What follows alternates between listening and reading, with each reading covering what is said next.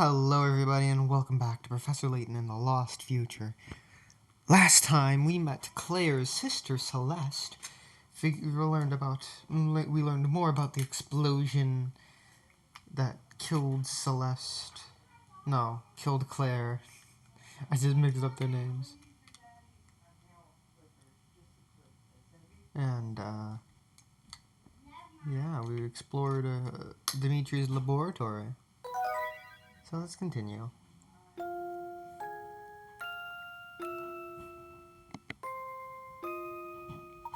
Layton's rescuer turns out to be a woman by the name of Celeste, who is also investigating Dimitri. Just as Layton attempts to learn more, the family catches up with the group. In order to escape, Celeste and Don Paolo separate from the group and run ahead. Before leaving, Celeste drops a hint to the professor about their next meeting place. Decoding her hint, Layton and the others set out for the riverside restaurant, the Thames Arms. Chapter 12. The Truth Revealed. Getting close to the end of the game. Probably gonna be a few more hours, but you know.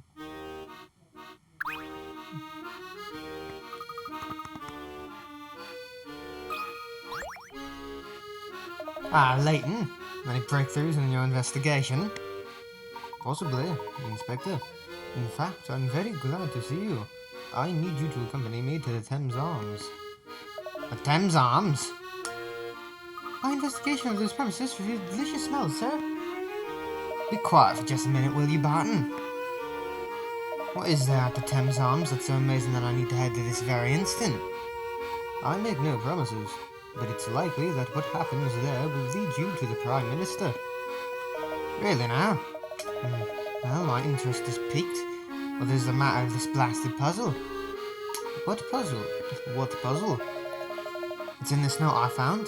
I have a feeling it could have some bearing on the case. Would you mind if I had a look at it, Inspector? Flacco, why do you look so sad? Come here. Come here. You receive a letter that says, the room in this photograph hides a secret. Remove one of the floor tiles to reveal the hidden treasure. The same envelope as the letter is the photograph shown below, with the following note on the back. Follow the arrow to where the treasure is. Shall you need to remove in order to find the treasure.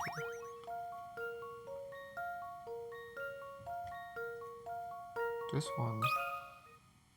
I've got a good feeling about this one. No, that wasn't an arrow. I must have overlooked something. It's probably gonna be like a fucking... Like a bow arrow. Isn't it? Isn't it?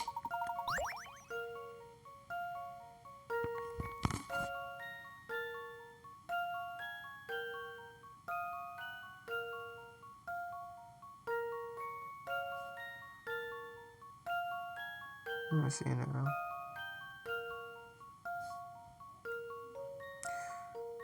This one. I see now that monkey. That should do the trick. Aha! Well, that's settled.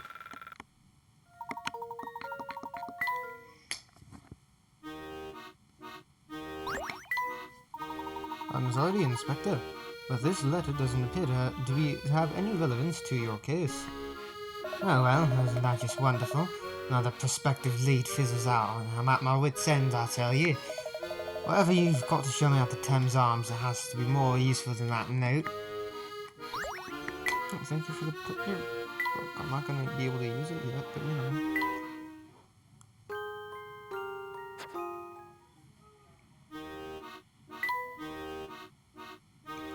The old father's embrace that Celeste was talking about is in fact the Thames Arms restaurant. The truth of our situation is becoming ever clearer to me. Celeste mentioned a big secret, and I believe I know what she meant. Everything will become clear at the Thames Arms. Let's hurry. I have been thinking about the accident that happened all those years ago. The facts may have been covered up, but I will never forget. I will never forget losing Claire. And I'll never forget the face of the boy crying for his parents. I fear the mistakes of that time are being repeated. I must stop that from happening, whatever it takes.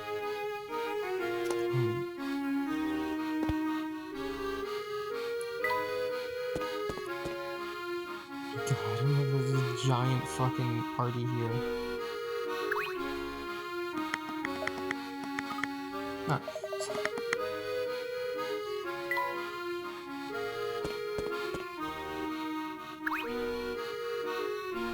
I'm so glad we're finally able to meet again. Where'd you run off to? I was doing a little investigation of my own, shadowing the suspicious woman I'd seen around town. I saw her tailing you, Professor, and decided someone had to find out who she was. Oh, you must be talking about Celeste! And? Where did you last see her? I lost her for a while, but I just saw her again, walking into this restaurant. Seconds later, I saw a friend of ours go in as well. Oh, let me guess, Don Paolo! I'm beginning to wonder whether I even need to explain. You seem to know it all already. Well, we've been hard at work investigating too. You fucking went to his laboratory, his secret laboratory. Of course, but I never expected you to just wait idly for me to return. So, now what? All the players in our mystery are here. I think it's time to reconvene with Celeste. Players in our mystery? What does that mean? It means fuck you. I'm not gonna reveal shit until it's time. Professor Layton, it's such a relief to see you made it out all right. Why, I could hardly let myself get caught before hearing about that secret you mentioned, could I? Something tells me you've already worked most of it out for yourself. Am I right? Huh? Professor, is that true? If you know something, Layton, spit it out. All concerned parties seem to be in attendance, so I'll try to explain things as best as I can. Oh, I had to talk to her first, okay. It's taken time, but I believe I've finally made sense of the bizarre events we've witnessed here. You've worked it all out?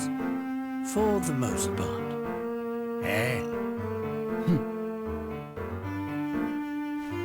Come on then, out with it!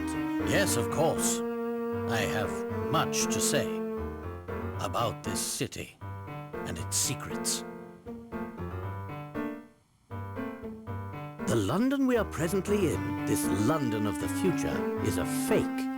More precisely, it's a set designed to make us believe that we've traveled 10 years into the future. Because, you see, there is no time machine. Not here, not anywhere. What? We were all led to believe that the clock shop was a portal to the future. But the truth about that shop is in some ways just as bewildering. The back room of the clock shop is no time machine.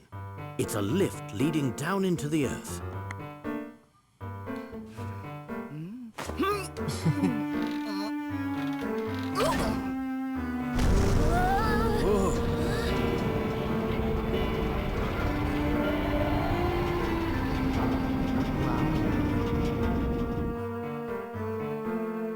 You mean to say we're underground right now? Precisely. You may have heard of subterranean caverns, as some of them house ancient ruins. Some experts theorize that these caverns pepper the entire Earth. What I've seen here leads me to conclude that Dimitri used one such cavern to build this false London. It's as if we're standing in the largest film set ever created. What? I don't believe it! So Dimitri is behind all this then? But why? That question stumped me as well. Why would he go to such pains to make us believe we're in the future? It doesn't make sense, unless convincing people of this is the key to achieving his ultimate goal. The plot twist of this game is absolutely wild. What kind of goal requires a setup like that? It's simple. It seems that Dimitri never gave up his original dream of building a time machine. But though he poured all his energy into achieving this feat, the task was too large for one man. He needed other scientists to support his project, so he turned to the greatest minds in London. But to keep the scientists working for him, they needed to believe that they were in the future. Why? Think about it, Luke. Dmitri couldn't imprison the scientists, not in the conventional sense. After all, who knows what kind of work they would produce under those circumstances? No, Dmitri needed a different approach to compel the scientists to complete his research. The scientists had to want the time machine to work as much as Dmitri did. So he told them that they had been shot forward 10 years in time, stranded a decade from home. Dmitri misled the scientists, telling them that the time machine was an unfinished project. They thought they were stranded, and that the machine was their only hope of returning home. Ah, so that's why they were so willing to follow orders. That's all I've been able to work out. Perhaps our friend here can fill us in on the rest. I see you've caught on. Excellent work as always, Herschel. The family uses this establishment as a hideout. Therefore, it seemed a bit odd that the bartender didn't so much as raise an eyebrow when we walked in. I have to give credit where it's due. I never imagined you'd work out so much of the plan yourself. I suppose I've no choice but to shut you up for good. And you have 4 fingers on your hand, holy shit. Pretty sure in the first game he only had 3. It's red! Warped London. Future London turned out to be a fake city built in an underground cavern beneath the real London. Dmitri led his team of scientists to believe that they were trapped in the future so that they would put every effort into completing a functioning time machine.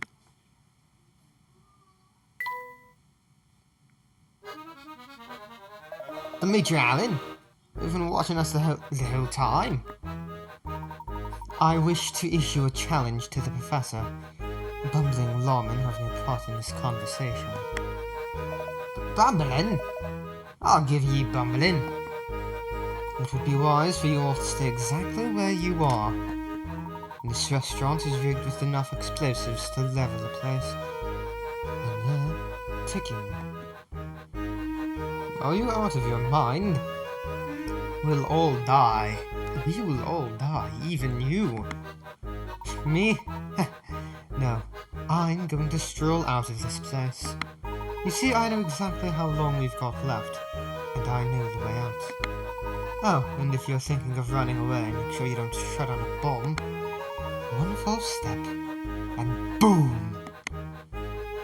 This place is a minefield! That's right. Now I'm going to watch you squirm a bit more, and then leave you to your fate. Well then, it would seem that you have bested me, Dmitri. There's nothing I can do. Not exactly, Professor. Have a look at this piece of paper. It tells you all you need to know about the bombs in this room. Fair enough. Let's see what we have here. Find all the bombs. The number above and to the left of the map indicates the number of bombs following a row. The dots indicate people and squares indicate tables. There are no bombs in these squares. Direct the location of all bombs using information provided in the map. 1, 2.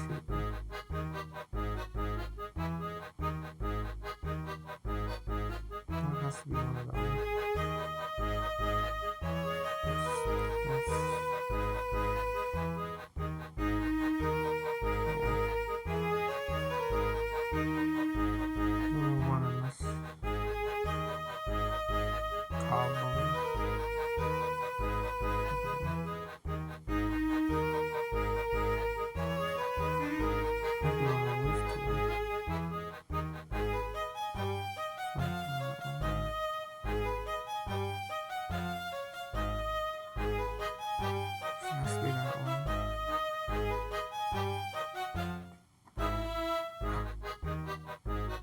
Wait a minute. This is physically impossible. I'm pretty sure,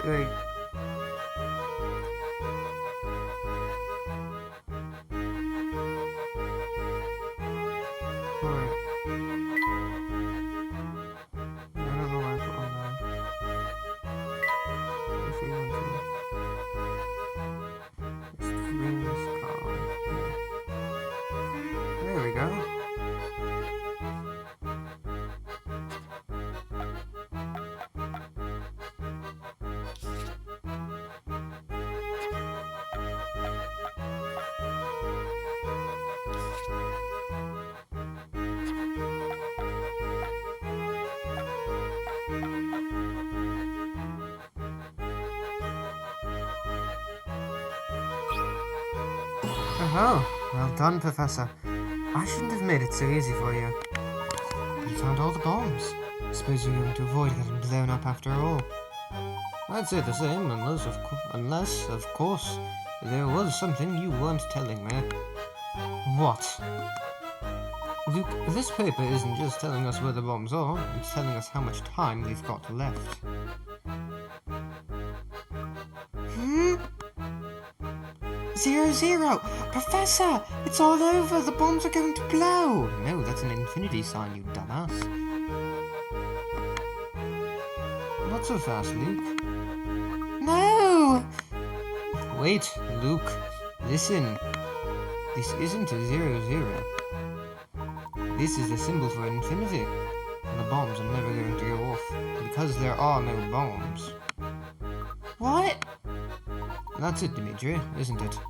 It's true you've done some evil things, but you're not a killer. You just wanted to keep us busy so you could make your escape. Oh, hi. You look cool there. You look cool standing there, man. Solve the mystery, crazy. I should have known I wouldn't fool you, Herschel. I've worked things out on my own this far, but I need you to help make sense of the rest. You must have had some reason for concocting a scheme this wild. I had a very good reason. It all started about 10 years ago. Bill Hawks and I were friends and colleagues. We worked in the same lab researching time travel. Our research meant everything to us. We poured our hearts and souls into uncovering the secrets of space and time. After months of progress, we had built ourselves a prototype time machine. Damn. It was finally time to test our work with a human subject. Bill thought we should use Claire as the first test subject. She was our lab assistant. I, of course, vehemently opposed this idea. I loved her too, you see. Why does everybody love Claire? Also, did you, like, test on, like, monkeys before? Or rats? Or, like, anything before humans? And though she didn't return my feelings, I didn't want to risk her getting hurt in the experiment. Because, like, I know he said, no, she was the first human test subject, which does imply there were, non-human ones before, but, you know. I don't trust Bill Hawks using other kinds of test subjects.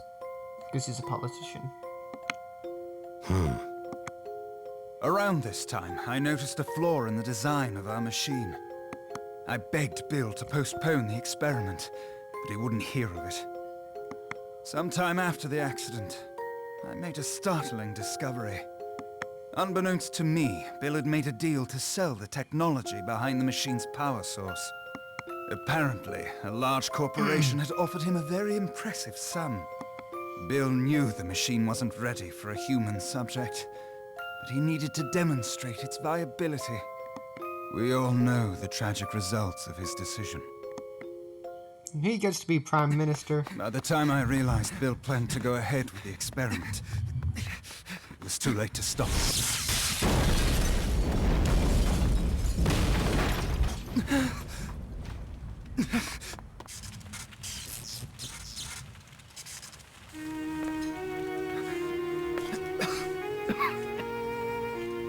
The explosion was a lot smaller than... The explosion was a hell of a lot smaller than what it should have been. Plus there's more kabooms that are about to happen.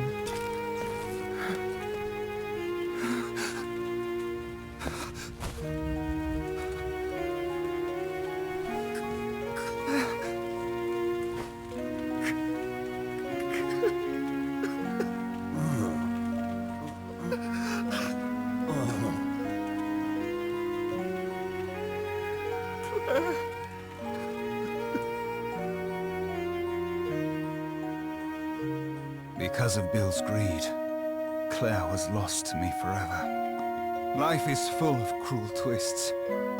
In the blink of an eye, I lost my life's work and the love of my life. That's my girlfriend you're talking about. To say I was a broken man would be an understatement. But I would like to reiterate, that was my girlfriend who died in that explosion. Bitch. Bill, on the other hand, made a full recovery from his injuries. I hate politicians. He also completed the deal with the corporation, pocketing more money than most people see in a lifetime. He used his newfound fortune to climb the political ladder to the very top. He killed Claire and was rewarded with the most powerful seat in government. If that's not a cruel joke, I don't know what it is. I can't pretend I wasn't bitter, and it was this bitterness that sent me back to my research. I thought that if I could travel to the past, I could rob Bill of all that he had won. Oh, of course, there was another reason why I wanted to go back in time.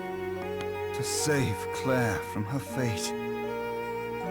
Surely you understand, Herschel. Okay, so... Claire is no longer with us. There's nothing anyone can do to turn back time. I mean, like... I get what you're trying to do, Dimitri. You didn't have to kidnap a bunch of people. You didn't have to kidnap a bunch of people. Do you really believe that? I don't want to, but I do. I have just one more question for you. What is it? Someone's been using you as a pawn. Are you aware of this? What are you talking about? Someone here masterminded a scheme even more awful than yours, Dimitri. And that person is there! I think you're mistaken, Professor. Are you sure about that? That's not your name. No, there's no Your name is mistake not here. Luke. And there's no hiding it anymore, Luke. Or should I call you Clive? That's what I called him when I had to cut that out of a previous video. I called him Clive by accident. It took some time to put together the pieces of your plan. But when I finally understood it all, the sheer evil of it sent a chill down my spine. What is he talking about, Clive? You kept your true intentions hidden from everyone, Clive. Even your partner, Dimitri. What are you saying, Herschel? Clive was aiming for revenge on a massive scale. And you were nothing more than a pawn, Dimitri. Tremendous work, Professor! You found me out. Stop speaking in riddles, Layton. What's this all about? Clive, you lived next door to the lab that exploded 10 years ago. You were just a child then. That blast demolished half of the building you lived in. Reports indicate that 10 people were killed in the explosion, 2 of whom were your parents. It must have been a terrible shock. In the span of a few seconds, you lost your family and your home. When the initial shock wore off, it was replaced with anger. You became obsessed with exacting revenge on those who had wronged you. You were lucky enough to be adopted by a kindly woman in her golden years, Constance Dove. Miss Dove's extreme kindness was matched in scale only by the enormous fortune she possessed. You two lived quite happily as a family for a time. Sadly, it wasn't to last. Miss Dove departed from this world 5 short years later, leaving her fortune to you. Before long, you graduated from secondary school and took a part-time job at a prominent newspaper. Considering your sizable inheritance, I don't think you took the job for pocket money. You were searching for something. Using the newspaper's resources, you finally hunted down the men responsible for your misery. You knew that both Bill Hawks and Dimitri Allen were responsible for the explosion. Armed with this information, you concocted a plan to avenge your parents. First, you befriended Dmitri and convinced him to resume his research on the time machine. Then, you used your inheritance to set up this elaborate facsimile of London. With your stage in place, you used your contacts in the press to find the best scientists in the country. After all, you would need quite a bit of help to complete this time machine. You then proceeded to lure these brilliant men into your trap. However, unbeknownst to Dmitri, most of your staff were not working on the time machine. What? Clive had secretly reassigned many of the scientists to a different project. You might think of it as his pet project. We don't have all day, Layton. What was the second project? A weapon designed to cause destruction on an unimaginable scale. A weapon? Is this true, Clive?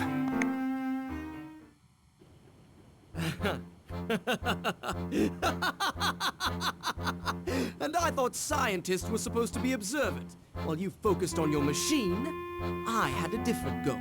Though some may call it revenge, I prefer to think of it as justice over single-minded scientists and corrupt politicians. What are you saying, Clive? Enough explanations! Let me show you! Nobody stopped. Hey! Why is Luke the only man, only one trying to stop Clive from kidnapping Flora? So, Flora, why aren't you trying to fight back? It's not like they picked you up and carried you away. He just grabbed your arm to kick him or something.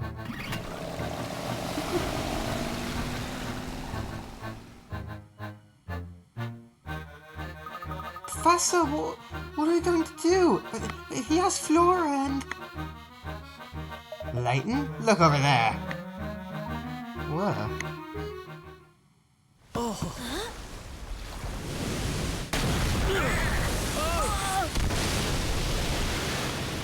Quickly!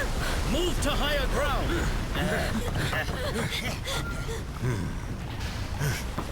Wait, don't stare down. Don't stare down the giant machine. You can't beat it with this fight.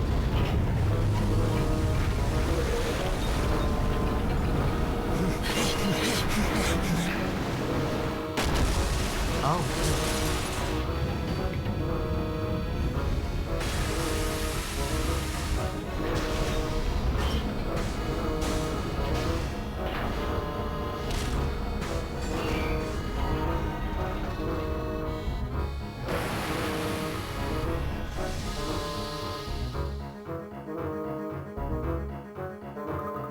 Professor, what is that thing? It seems Clive's been working on some sort of mobile fortress. Flora's trapped up there. We've got to save her. Oh, that's the end of that. Yeah. I guess next time we'll start our work on saving Flora and all that. I'll see you all next time. Bye-bye!